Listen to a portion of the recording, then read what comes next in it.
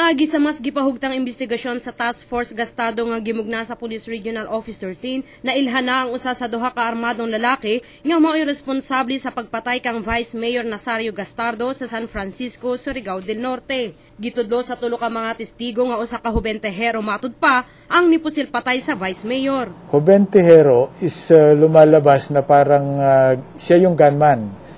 Pero parang basically parang may kumontak lang sa kanya. Wala pa man matino kung unsay motibo sa pagpatay apan duha ka anggulo ang gitanaw karon sa kapulisan, ang gulong love triangle o kaha tungod sa politika. Dalawang angle yung tinitirhan namin as of now. Pwedeng love triangle, pwedeng political. Gitakda ng ihikay sa korte ug mga adlaw ang kaso batok sa suspetsado. Gisiguro sa kapulisan nga mahatagan ng hustisya ang kamatayon sa biktima. Me, Jess Patrol sa Caraga.